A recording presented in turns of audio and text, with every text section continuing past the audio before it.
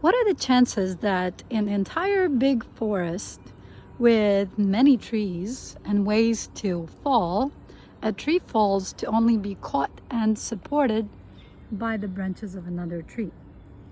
Coincidental? Not entirely, because those branches up there must have been guiding as the tree was beginning to lean. They were guiding it half steps for it to land into the groove like it did. Interesting. Everything seemingly coincidental is contributing to an actual purpose that is yet to transpire. Thank you, nature. Peace.